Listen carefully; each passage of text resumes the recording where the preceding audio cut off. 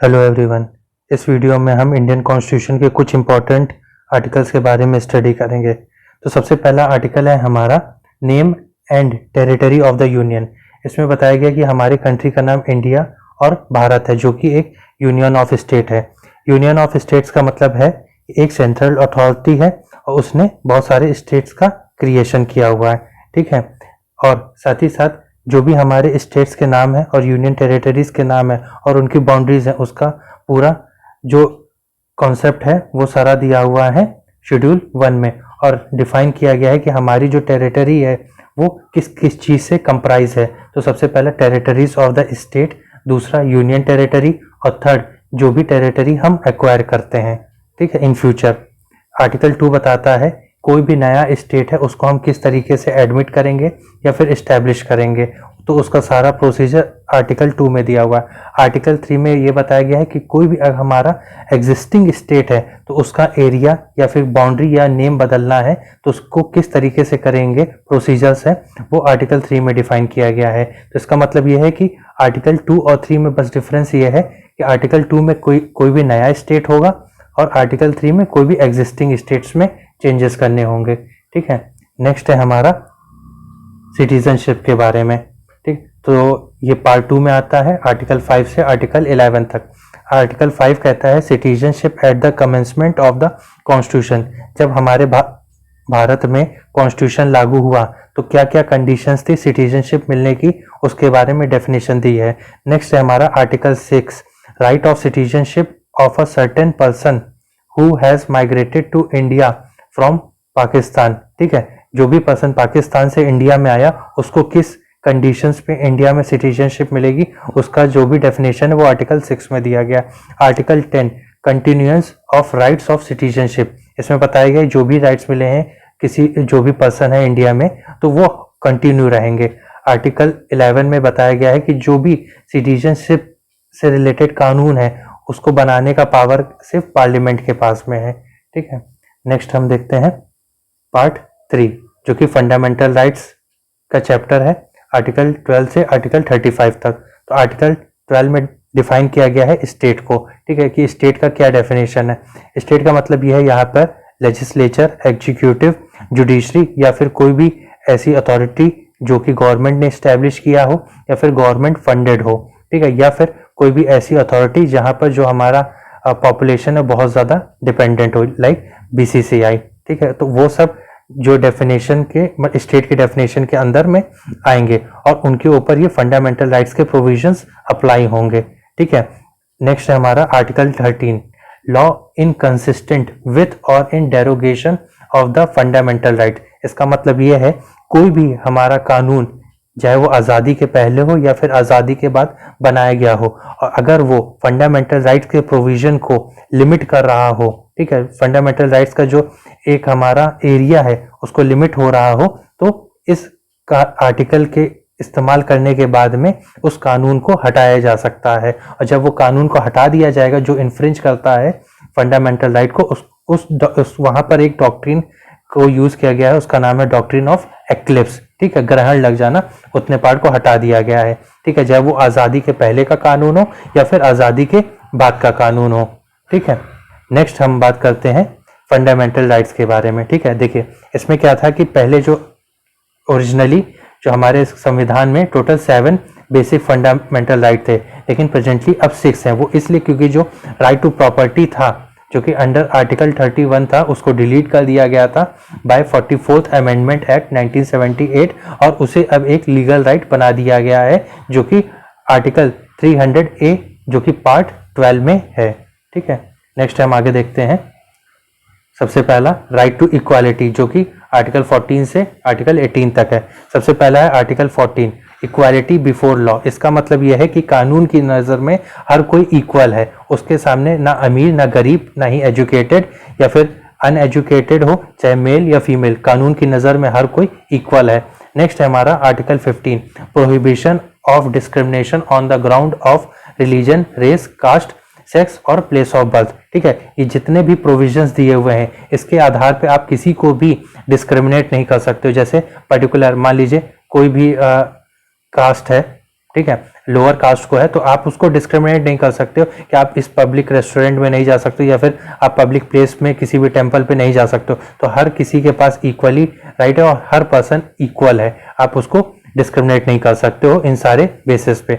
Next है हमारा article 16, equality of opportunity in matter of public employment. ठीक है, जो पब्लिक एम्प्लॉयमेंट है वहां पे हर किसी के पास इक्वालिटी होनी चाहिए कि वो उस जॉब के लिए एलिजिबल हो सके और जो भी एग्जाम है उसको वो दे सके। ठीक है, जैसे पहले के टाइम में क्या होता था कि जो जैसे बड़ी कास्ट के हुआ करते थे, ब्राह्मण्स वगैरह लोग या क्षत्रिय लोग, तो वहां पे उनके लिए हमेशा से प्रेफरेंस रहता था कि उनको ही जॉब्स में मिलेंगी। जैसे अगर हम देखें ब्रिटिश के टाइम पे, तो उन्होंने क्या किया था कि जो ब्रिटिशर्स हैं उनको हायर पोस्ट तक उन्हें प्रमोट किया जाता था, बट जो इंडियंस थे, ठीक है, वो उनको कोई भी हायर पोस्ट नहीं दिया जाता था। तो जब आफ्टर इंडिपेंडेंस हमने यही चीज अडॉप्ट किया कि जो पब्लिक एम्प्लॉयमेंट होगा वहां पे हर किसी को इक्वल राइट होंगे और वो हर कोई वहां पे मतलब प्रमोट हो सकता है और जॉब कर सकता है। नेक्स्ट हमारा बहुत ही इंपॉर्टेंट आर्टिकल है article 17, abolition of the untouchability. Untouchability का मतलब है छुआछूत। जो पहले जैसे ब्रिटिशर्स के टाइम पे या फिर उसके पहले भी बहुत ज्यादा डिस्क्रिमिनेशन होता था अपर कास्ट और लोअर कास्ट में। ठीक है, और लोअर कास्ट को बहुत सारी प्लेसेस हुआ करती थी तो वहां पे उनको वो उनके लिए इनएक्सेसिबल थी, उनको वहां पे जाने नहीं दिया जाता था, या फिर जैसे घाट हो गया और ये कुआं हो गया, वेल हो गया, तो वो सब चीजें इस्तेमाल करने नहीं दिया जाता था। ठीक है, तो उस चीज को देखते हुए जो अनटचेबिलिटी थी उसको अबॉलिश कर दिया गया। नेक्स्ट हमारा article 18, abolition of titles. Titles का मतलब है कि जैसे आजादी से पहले जो राजा वगैरह हुआ करते थे वो लोग राजा, महाराजा, ठीक है, विक्रमादित्य, इस टाइप के जो वो टाइटल्स इस्तेमाल करते थे उन सारी चीजों को अबॉलिश कर दिया, क्योंकि हम लोग एक डेमोक्रेटिक कंट्री है जहां पे हर कोई इक्वल है। ठीक है, बट यहाँ पे एक एक्सेप्शन दिया गया कि जो मिलिट्री के जो टाइटल्स हैं और जो डॉक्टर, इंजीनियर, इन सबको आप यूज कर सकते हैं। ठीक है, लेकिन साथ साथ जैसे कुछ जो अवार्ड्स है, भारत रत्न, पद्म विभूषण, ठीक है, पद्मश्री, तो ये सब कोई टाइटल्स नहीं है। ठीक है, तो ये सब एग्जेम्प्टेड हैं इस आर्टिकल के तहत। नेक्स्ट हम आगे देखते हैं right to freedom. Right to freedom article 19 सबसे पहले हम देखेंगे। आर्टिकल 19 में टोटल 6 राइट है। सबसे पहला right to freedom of speech and expression. Speech मतलब बोलना और एक्सप्रेशन मतलब कोई भी चीज को एक्सप्रेस करना। ठीक है, तो इन दोनों का ही फ्रीडम दिया हुआ है। ठीक है, हर कोई बोल सकता है, जिस तरीके से चाहे वो अपने आप को एक्सप्रेस कर सकता है। नेक्स्ट हमारा right to assemble peacefully and without arms. ठीक है, हम एक साथ इकट्ठा हो सकते हैं, लेकिन एक कंडीशन है कि आपको बिना हथियार के इकट्ठा होना है। ठीक है, नेक्स्ट है हमारा राइट टू फॉर्म एसोसिएशन और यूनियन। अब जब सारे लोग इकट्ठा हो गए तो वो एक ग्रुप भी बना सकते हैं, जैसे कि आपने सुना होगा कि लेबर यूनियन है, ट्रेड यूनियन है, तो वो एक अपने कलेक्टिव जो वॉइस है वो रेज करने के लिए उन एसोसिएशन या फिर यूनियन का फॉर्म किया जाता है। नेक्स्ट है हमारा right to move freely throughout the territory of India. पूरे हमारे जो इंडिया की टेरिटरी है उसमें जो कोई भी पर्सन है वो फ्रीली मूव कर सकता है। हाँ, कुछ प्लेसेस ऐसी हैं जहाँ पे रिस्ट्रिक्शन है, वहां पे परमिशन लेनी पड़ेगी, बट अदरवाइज पूरे इंडिया में कोई भी पर्सन कहीं भी जा सकता है। ठीक है, नेक्स्ट है हमारा right to reside and settle in any part of the territory of India. अब जब पर्सन मूव कर रहा है तो वो कहीं ना कहीं जाकर के रहेगा, सेटल होगा, तो ठीक है, ये सब चीजें अलाउड है। ठीक, जैसे कि एक पहले का एग्जांपल है कि जब तक आर्टिकल 370 था तो जम्मू कश्मीर में लोग जाकर के रह नहीं सकते थे, उन्हें जॉब नहीं मिल सकती थी, बट वो जब आर्टिकल को अबॉलिश कर दिया गया तो अब जो पर्सन है पूरे इंडिया में कहीं भी जा सकते हैं, रह सकते हैं, काम कर सकते हैं। ठीक है, तो नेक्स्ट वाला जो आर्टिकल है वो प्रोफेशन से रिलेटेड है। Right to practise any profession और to carry on any occupation, trade, business. ठीक है, अब जब पर्सन कहीं भी सेटल हुआ तो वो अपनी लाइवलीहुड के लिए क्या है, पैसा कमाएगा, तो उसके लिए क्या है, या तो वो कोई जॉब करेगा या फिर ट्रेड करना शुरू करेगा या फिर कोई अपनी बिजनेस सेटअप करेगा। ठीक है, तो ये पूरा आर्टिकल 19 यही चीज बात कर रहा है। तो इसको हम फिर से देख लेते हैं। सबसे पहला हमें बोलने का अधिकार और एक्सप्रेस करने का अधिकार। ठीक है, हम पीसफुली असेंबल हो सकते हैं, यूनियन बना सकते हैं। नेक्स्ट हम कि पूरे इंडिया में कहीं भी ट्रैवल कर सकते हैं, कहीं भी रह सकते हैं, सेटल हो सकते हैं, कहीं भी हम कोई भी जॉब को भी परफॉर्म कर सकते हैं। नेक्स्ट हम देखते हैं आर्टिकल 20। आर्टिकल 20 बात करता है protection in respect of conviction for offence. ठीक है, आपने कोई भी जैसे गुनाह किया, ठीक है, तो उसके रिस्पेक्ट में भी आपको प्रोटेक्शन मिलेगा। ठीक है, इसका मतलब यह है कि जैसे आपने कोई भी जुर्म कर दिया और आपको उसके लिए सजा दे दी गई, लेकिन सपोज करिए कि फिर बाद में जैसे सपोज आपने मर्डर किया किसी का, ठीक है, तो मर्डर करने पे आपको जैसे 14 ईयर्स की सजा मिली, ठीक है। लेकिन जैसे आपके 14 ईयर्स कंप्लीट हो गए, उसके बाद में कोर्ट ने बोला नहीं आपको 14 ईयर्स और रहना होगा। तो इस तरीके से नहीं कि मतलब आपने जो गुनाह कर दिया उसके लिए जो भी आपको सजा दे दी गई तो वही सजा आपको बस मिलेगी, ठीक है। सेकंड प्रोविजन यहाँ पे ये है कि जैसे जब आपने जो जुर्म किया, ठीक है, और उस टाइम पे जो उसके लिए सजा रहेगी, ठीक है, तो वही आपको सजा मिलेगी। जैसे सपोज करिए आपने 10 साल पहले, ठीक है, मर्डर किया था और मर्डर करने पे तब थी 10 ईयर्स, ठीक, और आज प्रेजेंट टाइम में अभी आपको वो ट्रायल चल रहा है और आज इसकी जो क्या कहते हैं जो सजा है वो 14 ईयर्स हो गई, ठीक है। तो आज ऐसा नहीं है कि आपको जो ये है जो ट्रायल है वो कंप्लीट हो गया तो अब आपको 14 ईयर्स की सजा मिलेगी, ऐसा बिल्कुल भी नहीं है। तो जब आपने जो क्राइम किया था उस टाइम पे जो भी प्रोविजंस दिए होंगे, ठीक है, तो वही फॉलो होंगे, आपको 10 ही साल की सजा मिलेगी, ठीक है। और थर्ड चीज सबसे इंपॉर्टेंट ये है कि कोई भी पर्सन जिसने ऑफेंस किया उसको कंपेल नहीं किया जाएगा कि वो खुद ही के ही मतलब विटनेस बने, खुद ही ये जुर्म कबूल करे और उसको प्रूव करे कि ये जुर्म मैंने ही किया है। तो आर्टिकल 20 में 3 प्रोविजंस दिए हुए हैं। पहला तो ये कि जो भी कानून है प्रेजेंट टाइम में उसी के अकॉर्डिंग उसे सजा दी जाएगी, पहला। और डबल जियोपैरिडी नहीं होगी, मतलब ये कि एक बार जो सजा दे दी गई उसके बाद ये नहीं कि उसको डबल सजा दी जाए। और थर्ड ये कि वो अपने जो उसने जुर्म किया है उसके लिए वो खुद विटनेस नहीं बनेगा, ठीक है। नेक्स्ट है हमारा article 21 protection of life and personal liberty, कि जीने का अधिकार और पर्सनल लिबर्टी है वो जैसे चाहे वैसे रह सकता है, ठीक है। नेक्स्ट हमारा आर्टिकल है आर्टिकल 21A, ठीक है, राइट टू एजुकेशन, ठीक है, जिसमें जो शिक्षा का जो राइट है वो हर किसी को दिया गया है 6 to 14 ईयर्स तक फ्री एजुकेशन, ठीक है। और ये हमारा अमेंडमेंट 86th अमेंडमेंट के उससे इसको ऐड किया गया है। नेक्स्ट है हमारा आर्टिकल 22, ठीक है। आर्टिकल 22 में बताया गया है protection against arrest and detention in certain cases, ठीक है। देखिए इस आर्टिकल का मेन जो एम ये है कि जैसे हमेशा क्या होता है कि पहले जब जुर्म इंसान कर देता है उसके बाद उसको सजा मिलती है, लेकिन यहाँ पे आर्टिकल 22 को इस्तेमाल करके ये है कि जुर्म करने से रोकना है, ठीक है। तो उसको देखते हुए किसी भी पर्सन को डिटेन कर लेना, जैसे कभी कभार बहुत सारे ऐसे लोग होते हैं जो सस्पेक्ट होते हैं, ठीक है, कि लगता है कि ये आने वाले वक्त में क्या है कि जुर्म कर सकते हैं, तो उसको देखते हुए क्या है कि उन पर्सन को डिटेन किया जाता है, ठीक है। बट इसमें कुछ एक्सेप्शन भी हैं। देखिए हर फंडामेंटल राइट्स में कुछ ना कुछ एक्सेप्शन दिए हैं, जैसे कि मैं राइट टू फ्रीडम की बात करूं तो उसमें क्या आपके पास बोलने का अधिकार है, बट आपको इस तरीके से बोलना है कि वो सामने वाले पर्सन की जो पर्सनल लिबर्टी है उसको इन्फ्रिंज ना करे और जो हमारी नेशनल सिक्योरिटी है वो भी प्रोटेक्टेड रहे, ठीक है। जो ये अरेस्ट और डिटेंशन के प्रोविजंस हैं जो प्रोटेक्शन दी जा रही है, अब वो कोई एनिमी है, ठीक है, किसी भी दूसरे कंट्री का जो कि वो एनिमी कंट्री है,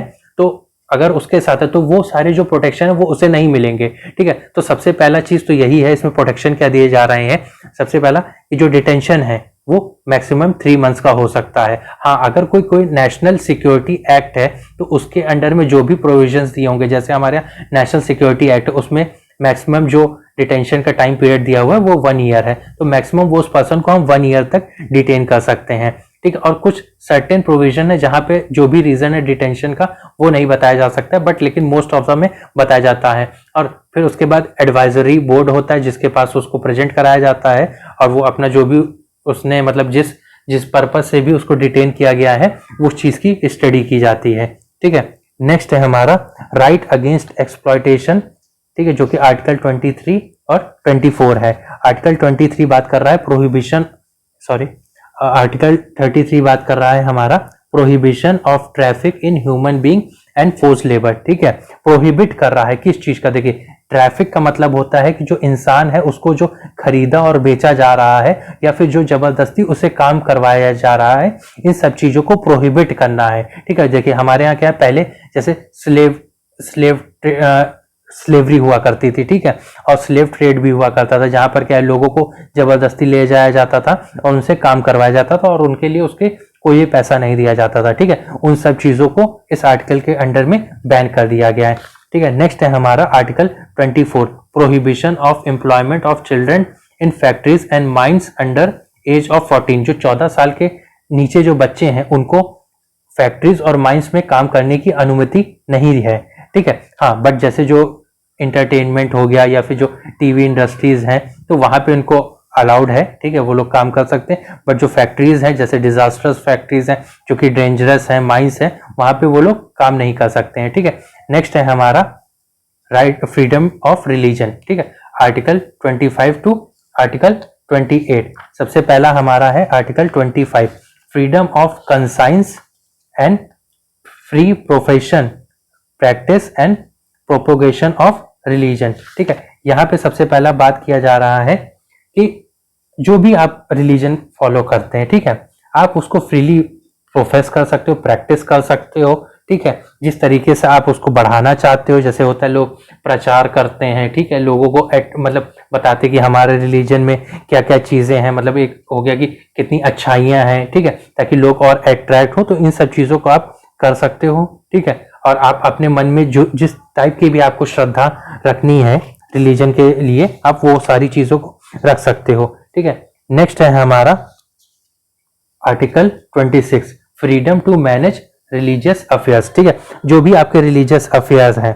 ठीक है, वो आप अपने तरीके से मैनेज कर सकते हो। देखिए बट यहाँ पे कुछ रिस्ट्रिक्शन भी है कि आपको पब्लिक ऑर्डर, मोरालिटी, हेल्थ, ठीक है, इन सब चीजों का भी ध्यान रखना होगा, ठीक है। जैसे सपोज करिए कि आप रिलीजियस अफेयर्स में कुछ ऐसे आपके यहाँ प्रैक्टिसेस हैं जो कि जो हमारी सोसाइटी का जो एक पब्लिक ऑर्डर है वो डिस्टर्ब हो रहा है, तो वो सब चीजें प्रोहिबिटेड है। तो मैंने पहले बताया था कि हर जो फंडामेंटल राइट्स हैं उसमें कुछ ना कुछ रिस्ट्रिक्शंस भी लगे हुए हैं, ठीक है। नेक्स्ट है हमारा आर्टिकल 27, फ्रीडम एज टू पे taxes for promotion of any particular religion, ठीक। आप कोई भी रिलीजन को प्रैक्टिस करते हो तो आपको ये कंपल नहीं किया जाएगा कि आप उसके लिए टैक्सेस पे करो। आप मेंटेनेंस के लिए, ठीक है, आपको जो डोनेशन देना है वो आप दे सकते हो, लेकिन क्या है कि आपको कंपल नहीं किया जाएगा, ठीक है। नेक्स्ट सेम चीज है आर्टिकल 28 भी, ठीक है, freedom from attending religious instruction. यहाँ पे यही बात किया जा रहा है कि जिस तरीके से आपको टैक्सेस के लिए कंपल नहीं किया जाएगा, उसी मैनर में आपको कोई भी रिलीजियस इंस्ट्रक्शंस दिए जा रहे हैं, ठीक है। जैसे बहुत सारी रैली होती है जहाँ पे वो धर्म को प्रचार करते हैं, तो वो आपको कंपलसरी नहीं है कि नहीं आने, आपको जाना ही है और उसको अटेंड ही करना है, तो ऐसा बिल्कुल भी नहीं, आपके ऊपर मर्जी, आप जाइए चाहे ना जाइए, ठीक है। नेक्स्ट है हमारा आर्टिकल 29, यहाँ पे बात किया जा रहा है protection of interest of minorities, ठीक है। देखिए जो भी, देखिए माइनॉरिटीज की यहाँ पे क्या बात किया जा रहा है कि जैसे जो भी आपकी कम्युनिटी है जिसकी कोई डिस्टिंक्ट लैंग्वेज है, स्क्रिप्ट है या फिर कल्चर है, तो उसको राइट टू कंजर्व का एक राइट दिया जा रहा है, ठीक है। क्योंकि देखिए अब वो माइनॉरिटी है, उसका कुछ ना कुछ कल्चर होगा, लैंग्वेज होगी, अगर हम उसको प्रोटेक्ट नहीं करेंगे तो वो धीरे धीरे खत्म होती चली जाएगी, ठीक है। तो उसी चीजों को देखते हुए क्या है, उनको ये राइट दिया जा रहा है कि आप अपनी जो भी इंटरेस्ट है उनको आप प्रोटेक्ट कर सकते हो, उसमें किसी का भी क्या कहते हैं पार्टिसिपेशन नहीं होगा, ठीक है। और साथ ही साथ क्या है कि जो स्टेट है वो डिस्क्रिमिनेट नहीं करेगा जो भी वो फंड देता है, ठीक है, ऑन द ग्राउंड ऑफ कि कोई भी पर्टिकुलर रिलीजन है, रेस है या कास्ट है या लैंग्वेज है, ठीक है, वहां पे अलग अलग लोग पढ़ते हैं, तो वो डिस्क्रिमिनेट भी नहीं करेगा कि नहीं कि ये कोई माइनॉरिटी इंस्टीट्यूशन है तो हम इसको डिस्क्रिमिनेट करते हैं, हम इनको एड नहीं देंगे, पैसा नहीं देंगे, तो इस तरीके से कुछ भी नहीं होगा, ठीक है, वो इक्वली ट्रीट किया जाएगा। नेक्स्ट है हमारा article 30, right of minorities to establish and administer educational institution, ठीक है। वही बात यहाँ भी है सेम कि जो भी माइनॉरिटीज हैं, चाहे वो रिलीजियस बेस्ड हो या फिर लैंग्वेज बेस्ड हो, ठीक है, उनको ये राइट दिया जाता है कि वो अपना educational institution of their choice वो इस्टेब्लिश कर सकते हैं, ठीक है, और वो अपने अकॉर्डिंग जो भी उन्हें टीचिंग्स प्रोवाइड करनी है वो कर सकते हैं। नेक्स्ट है हमारा सबसे इंपॉर्टेंट आर्टिकल देखिए आर्टिकल 31 मैंने बात पहले ही बता दिया था कि उसको हटा दिया गया है, ठीक है, और उसको आर्टिकल 300A एक लीगल राइट बना दिया गया है। नेक्स्ट हम बात करते हैं आर्टिकल 32 जिसको हम heart and soul of the constitution भी बोलते हैं, क्योंकि ये अगर आर्टिकल नहीं होगा तो इसकी तो क्या होगा कि जो भी हमारे फंडामेंटल राइट्स हैं वो हमें नहीं मिल पाएंगे, ठीक है। तो सब इसमें टोटल 5 रिट्स का प्रोविजन दिया हुआ है कि जो सुप्रीम कोर्ट है वो 5 रिट्स हैं उसको इशू कर सकता है, जो कि सबसे पहला है हेबस कॉर्पस, दूसरा है मैंडेमस, थर्ड है प्रोहिबिशन और फोर्थ है हमारा क्वो वारंटो और नेक्स्ट हमारा सर्टरी, ठीक है। ये 5 रिट्स हैं जिसका इस्तेमाल करके सुप्रीम कोर्ट जिसके भी फंडामेंटल राइट्स इन्फ्रिंज हो रहे हैं उसको वो बचा सकता है, ठीक है। और सेम मैनर में हाई कोर्ट के पास भी यही राइट है फंडामेंटल राइट्स को प्रोटेक्ट करने का, बट उसका जो प्रोविजन है वो आर्टिकल 226 में दिया हुआ है। ठीक है, नेक्स्ट हम बात करते हैं article 33, power of parliament to modify the rights conferred by this part in their application to forces.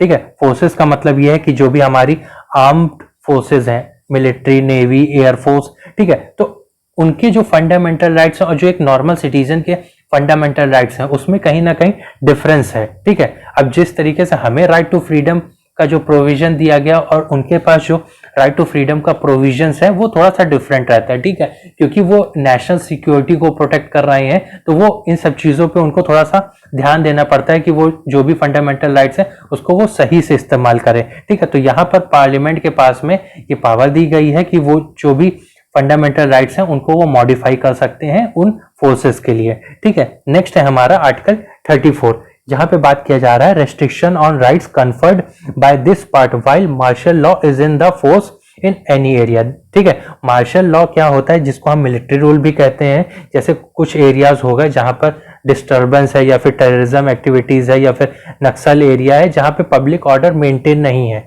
ठीक है, तो वहां पे मिलिट्री भेजी जाती है ताकि जो लॉ एंड ऑर्डर है उसको दोबारा से इस्टेब्लिश किया जा सके। ठीक है, तो वहां पे अब इन सब चीजों को ध्यान रखते हुए अब पीस इस्टेब्लिश करना, तो वहां पे हम राइट टू फ्रीडम है, ठीक है, इस टाइप से हम आर्टिकल्स को नहीं दे सकते हैं वहां पे। तो उन सब जो फंडामेंटल राइट्स के प्रोविजन है उसको रेस्ट्रिक्ट किया जाता है। ठीक है, नेक्स्ट है हमारा आर्टिकल 35 में बताया जा रहा है legislation to give effect to the provision of this part. ठीक है, लेजिस्लेशन मतलब क्या है, पार्लियामेंट के पास में ये पावर दी जा रही है कि इस पार्ट में कोई भी आर्टिकल है तो उसको एम्पावर करने के लिए उसको मतलब प्रॉपरली वो इफेक्ट में आ सके। ठीक है, तो ये पावर दी जा रही है पार्लियामेंट को कि वो उस पर लेजिस्लेट कर सके और उस पर कानून बना सके। ठीक है, अब नेक्स्ट हम आगे देखते हैं।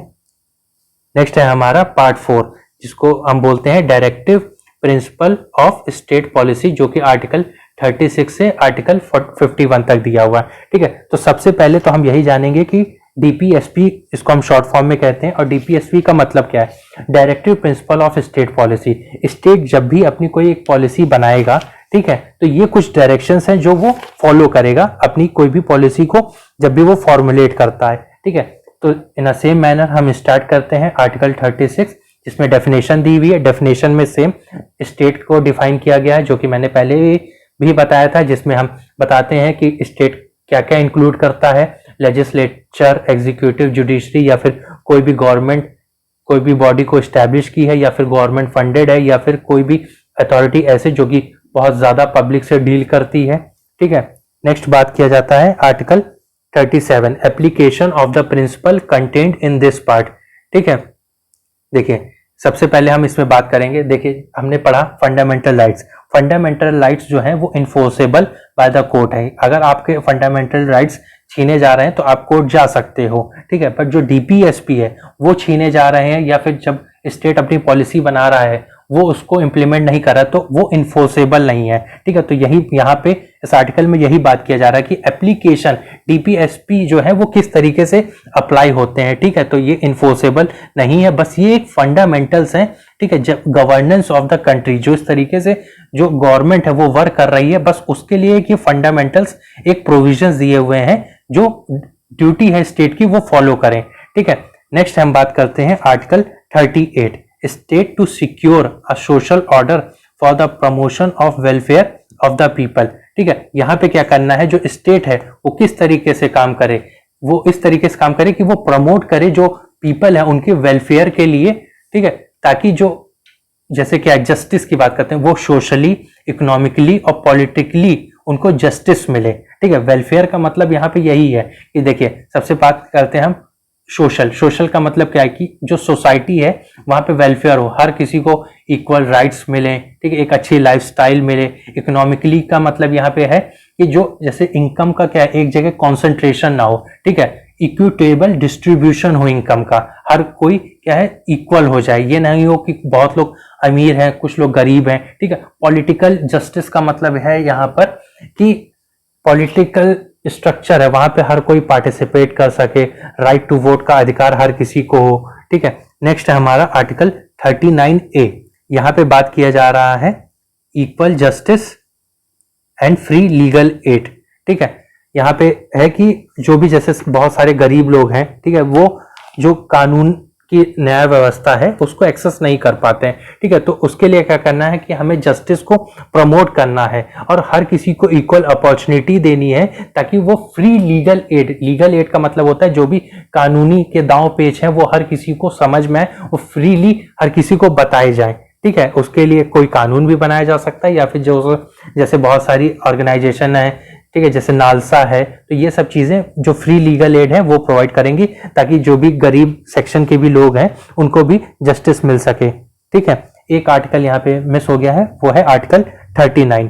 ठीक है, आर्टिकल 39 में बात किया जाता है certain principle of policy to be followed by the state. ठीक है, यहाँ पे बात किया जा रहा है सबसे पहला कि जैसे that the citizen men and women equally have the right to an adequate mean of livelihood. ठीक है, चाहे वो मैन हो चाहे वुमेन हो तो उसको इक्वल राइट्स दिए जाते हैं ताकि वो जो उसका लाइवलीहुड है वो अच्छे से जी सके। ठीक है, और नेक्स्ट क्या है कि जो भी रिसोर्सेज है वो प्रॉपरली डिस्ट्रीब्यूट हो, और नेक्स्ट है हमारा जो भी इकोनॉमिक सिस्टम है उसमें कॉन्सेंट्रेशन ऑफ वेल्थ ना हो, और जो भी हेल्थ है वो वर्कर हो, मैन हो, वुमेन हो और चाहे चिल्ड्रन हो, उसको इंक्रीज करना है। ठीक है, तो ये सारे प्रोविजंस हैं। नेक्स्ट हमारा इंपॉर्टेंट आर्टिकल है article 40, organisation of village panchayat. ठीक है, तो इसमें क्या है कि हर गांव में एक पंचायत बनाना है हमें। ठीक है, इस आर्टिकल का ये प्रोविजन दिया हुआ है। मैं इसके और डिटेल बता देता हूँ कि जो स्टेट है वो स्टेप्स ले कि ताकि वो हर जगह विलेज पंचायत को ऑर्गेनाइज कर सके ताकि और उन्हें साथ ही साथ वो पावर्स दी जा सके जिससे वो एक as a unit of self government काम कर सके। ठीक है, नेक्स्ट है हमारा article 41, right to work, to education and to public assistance in certain cases. ठीक है, यहाँ पे क्या करना है हमें, पहले तो हर किसी को जो काम मतलब एम्प्लॉयमेंट है वो देना है, हर किसी को एजुकेशन देना है। ठीक है, और इन केस पब्लिक असिस्टेंस का मतलब यही है, इन केस जो लोग अनएम्प्लॉयड हैं, ओल्ड पीपल्स हैं या फिर वो बीमार हैं, ठीक है, या फिर डिसेबल है, तो उनके लिए क्या करना है, उन्हें असिस्टेंस देना है। जैसे गवर्नमेंट बहुत सारी स्कीम भी चला रही है, सुगम्य भारत योजना। ठीक है, जिसमें क्या है डिसेबल्ड एक्सेसिबल इंडिया, तो जो डिसेबल्ड पॉपुलेशन है उसके लिए हमें सब चीजों को एक्सेसिबल बनाना है, तो इस टाइप से पब्लिक असिस्टेंस की बात की जा रही है। नेक्स्ट है हमारा आर्टिकल 42, जिसमें बात किया जा रहा है provision for just and human condition of work and maternity relief. देखिए, जो भी पर्सन काम कर रहे हैं, ठीक है, उनको एक ऐसा एनवायरनमेंट देना होगा जहां पे वो अच्छे से काम कर सके। ये नहीं होना चाहिए कि वो किसी फैक्ट्री में गए, वहां पे उनको पानी पीने के लिए नहीं मिल रहा है, प्रॉपर लाइट नहीं है, ठीक है, और जो भी वो प्रोटेक्टिव गियर इस्तेमाल कर रहे हैं वाइल वर्किंग, तो वो चीज नहीं दी जा रही। तो इस तरीके से नहीं होना चाहिए, उन्हें प्रॉपर एक ह्यूमन कंडीशन में वर्क करने का मिलना चाहिए। ठीक है, सेम चीज जो वुमेन है उनको, जैसे जब उनको चाइल्ड होता है या चाइल्ड से होने से पहले, ठीक है, तो उनको मैटरनिटी रिलीफ भी मिलनी चाहिए, मतलब छुट्टी मिलनी चाहिए। ठीक है, नेक्स्ट हम आगे देखते हैं आर्टिकल 43। आर्टिकल 43 बात कर रहा है living wages etcetera for workers. ठीक है, लिविंग वेजेस का मतलब यहाँ पर यह है कि जो भी उनकी इनकम है वो इतनी होनी चाहिए कि वो एक प्रॉपर जिंदगी अच्छे से जी सकें। ठीक है, देखिए पहले क्या होता था कि जैसे बॉन्डेड लेबर हो गया या फिर फोर्स लेबर हो गया, जहाँ पे क्या होता था कि उन्हें एक प्रॉपर सैलरी नहीं मिलती थी। ठीक है, तो उसकी वजह से क्या है कि उन्हें बहुत सारी प्रॉब्लम्स को फेस करना पड़ता था। ठीक है, तो लिविंग वेजेस ऐसी होनी चाहिए कि जो उनकी जो स्टैंडर्ड ऑफ लाइफ है वो डिसेंट हो, उन्हें आराम प्रॉपरली मिले, ताकि वो जो उनकी सोशल और कल्चरल अपॉर्चुनिटीज हैं उसको अच्छे से इस्तेमाल कर सके। और साथ ही साथ स्टेट को ये हमेशा से फोकस करना चाहिए कि जो कॉटेज इंडस्ट्रीज हैं, जो छोटे लेवल पे या फिर जो कोऑपरेटिव बेसिस पे इंडस्ट्रीज हैं या फिर इंडिविजुअल बेसिस पे, इनको सब चीजों पे बढ़ावा देना चाहिए। ठीक है, नेक्स्ट है हमारा आर्टिकल 43A, जिसमें बात करते हैं participation of worker in management of industries. ठीक है, देखिए होता क्या था पहले कि जो भी इंडस्ट्रीज हुआ करती थी वहां पे जो भी लेबर वर्क कर रहे हैं उनका कोई भी पार्टिसिपेशन नहीं हुआ करता था। तो उसी चीजों को देखते हुए क्या है कि जो वर्कर्स हैं उनका हमेशा से एक वॉइस होना चाहिए किसी भी इंडस्ट्रीज में। ठीक है, ताकि जो भी उनको प्रॉब्लम्स हैं वो उस चीजों को एड्रेस कर सके। ठीक है, जो भी वहां का मैनेजमेंट है। नेक्स्ट हम बात करते हैं article 43B, promotion of cooperative societies. देखिए कोऑपरेटिव का मतलब ये होता है कि कुछ लोग आए एक साथ आए, ठीक है, उन्होंने कोऑपरेशन के साथ एक सोसाइटी एस्टैब्लिश किया और वो सोसाइटी जो भी लोग हैं वो वेलफेयर के लिए काम करें, ठीक है। और जो वो कोऑपरेटिव सोसाइटी है वो भी एक डेमोक्रेटिक प्रोसीजर से ही फंक्शन करनी चाहिए, वो ऑटोनॉमस होनी चाहिए। ये नहीं कि उस पर कोई भी पॉलिटिकल प्रेशर है, ठीक है, या फिर उसको कोई भी दिक्कत हो रही, तो ऐसा नहीं होना चाहिए, ठीक है। नेक्स्ट बात करते हैं हम आर्टिकल 44 यूनिफॉर्म सिविल कोड, ठीक है। तो स्टेट जो है उसको ये हमेशा से फोकस करना चाहिए कि वो पूरे भारत में एक ही यूनिफॉर्म सिविल कोड लाए। देखिए हमारे यहाँ क्या है, क्रिमिनल जो कोड है वो तो सेम है, ठीक है, जो भी पर्सन यहाँ पे क्राइम करता है भारत में तो उसको इक्वली सजा मिलेगी। लेकिन जो सिविल कोड है, सिविल कोड का मतलब है कि जैसे मैरिज से रिलेटेड, डिवोर्स से रिलेटेड जो भी प्रोविजन है वो रिलीजन टू रिलीजन डिफर करते हैं, ठीक है। तो इन अ सेम मैनर एक यूनिफॉर्म सिविल कोड को भी स्टेट लाए, ठीक, और वो पूरे भारत में इक्वली लागू हो, ठीक है। अभी तक सिर्फ एकमात्र गोवा है जहां पे यूनिफॉर्म सिविल कोड अप्लाई होता है। नेक्स्ट हम बात करते हैं, हमारा है article 45 provision for free and compulsory education for children, ठीक है। इसमें बात किया जा रहा है अप टू 6 इयर्स, ठीक है, एज, ठीक है। तो यहाँ क्या करना है, स्टेट को फोकस करना होगा कि वो प्रोवाइड करे early childhood care and education for all children until they complete the age of 6 years. 6 साल होने तक, ठीक है, जो स्टेट है वो एजुकेशन प्रोवाइड करे और जो भी चाइल्डहुड केयर है वो भी, जैसे मिड डे मील स्कीम हो गया, ताकि ये जो बच्चे हैं उनका एक कॉग्निटिव एबिलिटी भी डेवलप हो सके और उन्हें एजुकेशन भी प्रोवाइड की जा सके। नेक्स्ट है हमारा article 46 promotion of educational and economic interest of schedule caste, schedule tribe and other weaker section, ठीक है। यहाँ पे क्या करना है कि जो भी वीकर सेक्शन के लोग हैं उनको एजुकेशनल और इकोनॉमिक इंटरेस्ट, जैसे जो वीकर सेक्शन है इकोनॉमिकली भी देखे तो उन सब चीजों को क्या है मदद करनी होगी, ठीक है, ताकि वो भी पूरी तरीके से हमारे जो कंट्री में वो पार्टिसिपेट कर सके। और उनके साथ जो भी अभी तक जैसे सोशल इनजस्टिस हुआ, डिस्क्रिमिनेशन हुआ, तो उन सब चीजों को रिमूव करना है और जो भी एक्सप्लॉयटेशन प्रेजेंट टाइम में हो रहा है उन सब चीजों को हटाना है अब, ठीक है।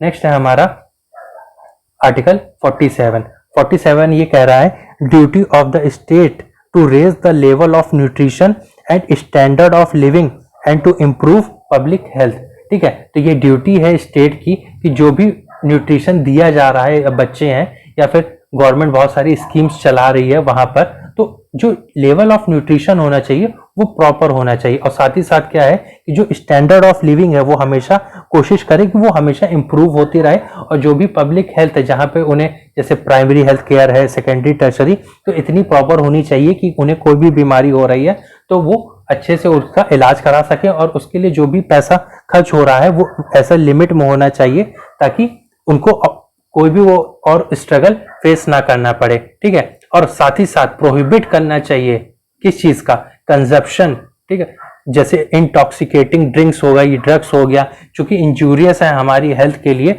उस पर हमेशा से रोक लगानी चाहिए। देखिए जो मेडिकल पर्पस के लिए है वो तो ठीक है, बट जो हमारी हेल्थ को इफेक्ट कर रहा है उन सब चीजों पे जो स्टेट है उस पर रोक लगानी चाहिए। जैसे फॉर एग्जांपल बिहार गवर्नमेंट ने जो लिकर पे बैन किया हुआ है, ठीक है। नेक्स्ट है हमारा article 48 organisation of agriculture and animal husbandry, ठीक है। तो जो स्टेट है उसको क्या करना चाहिए कि जो मॉडर्न एंड साइंटिफिक लाइंस पे अगर हम देखें एग्रीकल्चर को या फिर एनिमल हस्बेंड्री को, उसको ऑर्गेनाइज कराना चाहिए और बढ़ावा देना चाहिए। साथ ही साथ क्या है कि जैसे अब एनिमल में देखें तो जो भी ब्रीड्स हैं उसको प्रिजर्व करना है और उसको और इम्प्रूव करना है। और जो स्लॉटरिंग है कॉज को, जो कॉज को मार दिया जाता है उस पर प्रोहिबिशन लगाना चाहिए, ठीक है। इस तरीके से जो भी जानवर है उस पर प्रोहिबिशन लगाना चाहिए। नेक्स्ट है हमारा article 48A protection and improvement of environment and safeguarding of forest and wildlife. यहाँ पे बात किया जा रहा है कि जो हमारा एनवायरनमेंट है, फॉरेस्ट है, उसको हमें बचाना है, ठीक है। उसको मतलब ये नहीं कि हम एक्सप्लॉइट कर रहे हैं, फॉरेस्ट को काटते हुए चले जा रहे हैं और जानवर को मारते हुए चले जा रहे हैं, तो ये सब चीजें नहीं करनी है। स्टेट को इस तरीके से अपनी पॉलिसी का फॉर्मुलेशन करना चाहिए। नेक्स्ट है हमारा article 49 protection of monument and places and object of natural importance. तो जैसे हमने पिछले आर्टिकल में पढ़ा, हमें एनवायरनमेंट और फॉरेस्ट वाइल्ड लाइफ को प्रोटेक्ट करना है। इन अ सेम मैनर यही चीज हमें कि जो स्टेट है उसको जो भी मॉन्यूमेंट्स हैं, कोई प्लेसेस हैं या फिर कोई भी इंपॉर्टेंट हिस्टोरिकल इंटरेस्ट के बेसिस पे कोई भी प्लेसेस हैं, तो उन सब चीज़ों को प्रोटेक्ट करना है और उन्हें जैसे नेशनल इंपॉर्टेंस का हम जो स्टेटस है वो दे सकते हैं, उसे डिस्ट्रक्शन उसका नहीं करना है। ठीक है, तो ये सब चीज़ें पे ध्यान देना होगा स्टेट को। नेक्स्ट है हमारा article 50, separation of judiciary from the executive. ठीक है, जैसे देखिए हमारे यहाँ क्या है, सेपरेशन ऑफ पावर। लेजिस्लेचर का काम है कानून बनाना, एग्जीक्यूटिव का काम है कानून को इम्प्लीमेंट करना, और जुडिशरी का काम है कानून जो भी है वो अकॉर्डिंग टू द कॉन्स्टिट्यूशन है या नहीं, उस पर ध्यान देना। ठीक है, तो सेम मैनर में क्या है कि जो जुडिशरी है और एग्जीक्यूटिव है वो सेपरेटली वर्क करें। ठीक है, ये आर्टिकल 50 में बात किया जा रहा है। नेक्स्ट है हमारा article 51, promotion of international peace and security.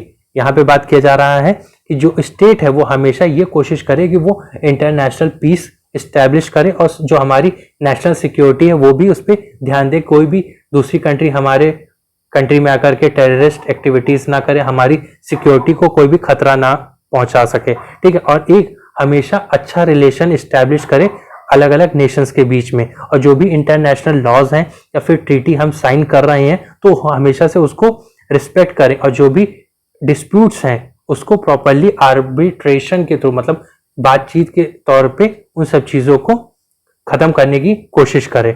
ठीक है, नेक्स्ट हम बात करते हैं फंडामेंटल ड्यूटीज, जो कि पार्ट 4A में है और आर्टिकल 51A। ठीक है, जिसमें क्या है, इसको हम लाए थे 42nd अमेंडमेंट के अंडर में। ठीक है, और पहले इसमें टोटल 10 ड्यूटीज थी, अब 86th अमेंडमेंट को ऐड करने के बाद में टोटल 11 ड्यूटीज हो गई हैं। ठीक है, जैसे मैं एक एग्जांपल के तौर पर बता दूं कि जैसे हमारे जो भी कॉन्स्टिट्यूशन आइडियाज हैं, इंस्टीट्यूशन है, जैसे नेशनल फ्लैग, नेशनल एंथम, इन सब चीज़ों को हमें अबाइड करना चाहिए, प्रॉपर फॉलो करना चाहिए, और जो भी हमारा नोबल आइडियल्स हैं जैसे स्ट्रगल फॉर फ्रीडम, ठीक है, इन सब चीज़ों को भी हमेशा बढ़ावा देना चाहिए। नेक्स्ट हमारी जो सॉवरेनिटी, यूनिटी, इंटीग्रिटी है उसको प्रोटेक्ट करना है। ठीक है, नेक्स्ट है हमारा जो जैसे सपोज करिए हमारी कंट्री को कोई भी खतरा है, ठीक है, तो उसको हमेशा हमें डिफेंड करना होगा और नेशनल सर्विस के लिए तैयार होना होगा, और हमें हार्मोनी और कॉमन ब्रदरहुड प्रमोट करना होगा, भाईचारे का रिलेशन, और जो हमारी रिच हेरिटेज है और कंपोजिट कल्चर है उसको प्रोटेक्ट करना है और उसको बढ़ाना है, और हमारा जो नेचुरल एनवायरनमेंट है like forest, lake, river, wild life, ठीक है, इसको भी प्रोटेक्ट करना है और इम्प्रूव करते जाना है, और हमें अपने यहाँ साइंटिफिक टेम्पर और ह्यूमैनिज्म प्रमोट करना है। जैसे हमारे यहाँ जो बहुत सारी ऑर्थोडॉक्स थिंकिंग चली आ रही है, ठीक है, जैसे जादू टोना, इस टाइप से इन सब चीज़ों को अब खत्म करना और एक साइंटिफिक टेम्परामेंट डेवलप करना होगा हमें कि हम हर चीज़ों को नो, हाउ, वाई के नज़रिए से देखें।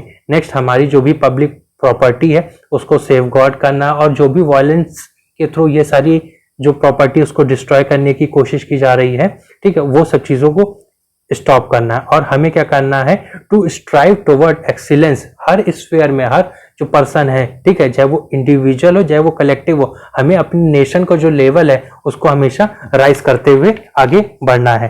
ठीक है।